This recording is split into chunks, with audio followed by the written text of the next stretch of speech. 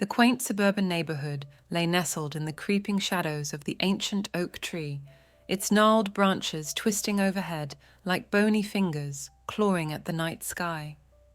Generations of families had come and gone beneath its watchful gaze, oblivious to the true evil that festered within its roots.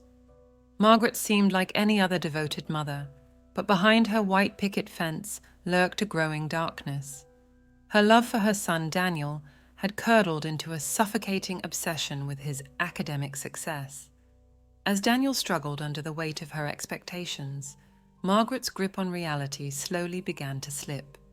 She started attending his classes, bombarding his teachers with demands for extra assignments. At home, she enforced draconian study schedules and confiscated anything that could distract him. Daniel's bedroom door was removed, his phone privileges revoked. He was her prisoner, not her son. Late one stormy night, crazed with desperation, Margaret climbed to the attic in search of anything that could give Daniel an edge. There, amidst the cobwebs and forgotten possessions, she discovered it. An ancient tome bound in creaking leather, filled with unholy incantations in a language no mortal tongue should speak. Without hesitation, she began reciting the cryptic words, heedless of their dark origin.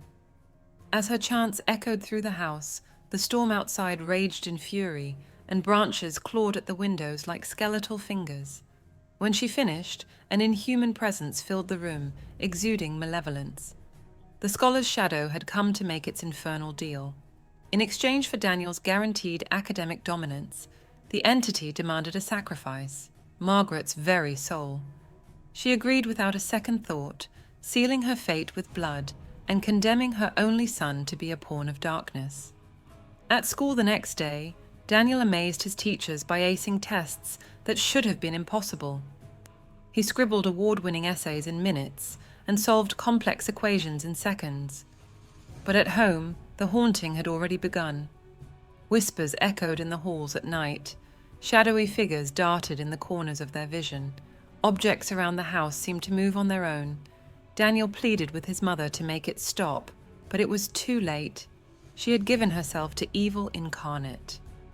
As Daniel excelled, the haunting presence in their home grew voracious, demanding Margaret carry out acts of depravity to satisfy its appetite.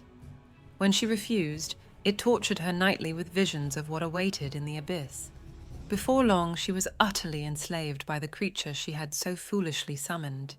It wasn't until she noticed changes in Daniel, the strange glow in his eyes, the ominous notes he carried, that Margaret realized the scholar's shadow had its hooks in him too. Her own son was becoming a vessel for the forces of darkness that were infiltrating their home.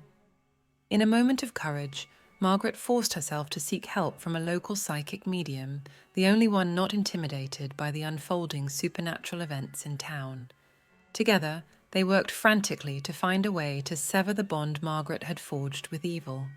The oak tree fought back with frightening power, assaulting their minds and twisting reality around them.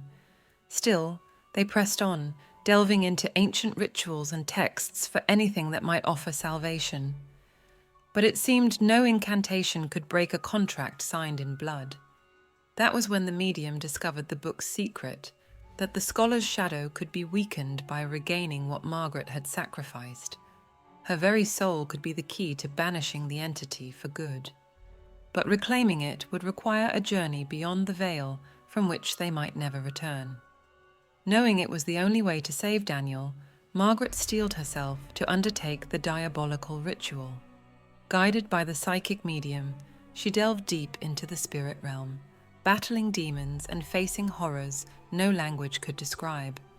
Just when all seemed lost, she heard it, Daniel's voice calling to her from beyond the void.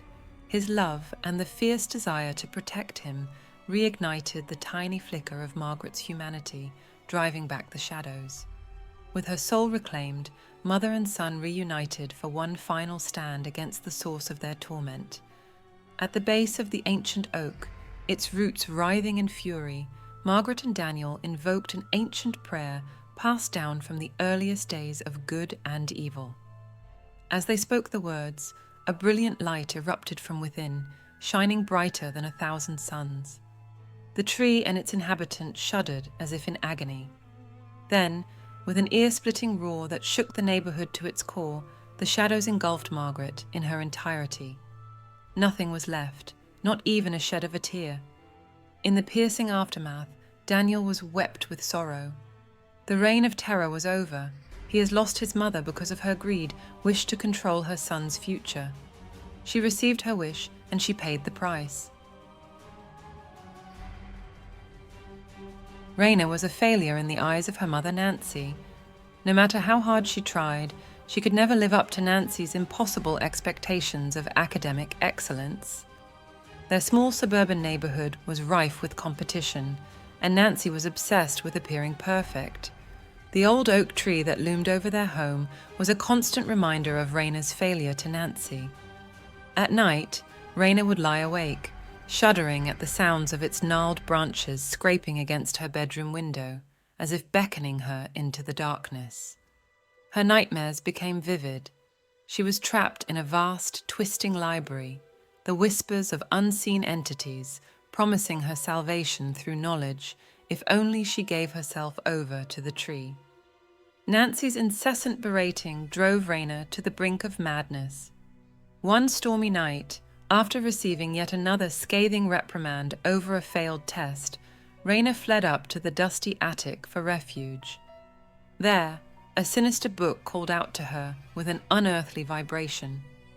Compelled, she began reciting from its warped pages, unleashing arcane forces beyond comprehension. The tree outside convulsed violently in response.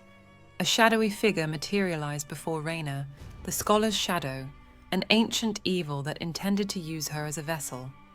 It offered Raina power over academics in exchange for her soul. Desperate to please Nancy, Raina agreed without understanding the malevolent pact she had just made. Instantly, Raina possessed unnatural prowess in her studies. But the shadow slowly warped her mind, twisting her thoughts and driving her to inflict harm on others. When she refused further commands, gruesome visions and sounds assaulted her every waking moment. The walls began bleeding, and the tree's branches resembled hellish talons raking at her window. Raina knew she had to break the contract before the shadow consumed her entirely. She sought help from a reclusive woman rumored to know the occult secrets of their town. Together, they embarked on a dark ritual to sever Raina's blood oath. But the shadow would not relinquish its hold so easily. As the prayers climaxed, the tree came alive with brutality. Its mangled limbs shattered the house, the walls crumbling under an onslaught of splintered wood and tearing roots.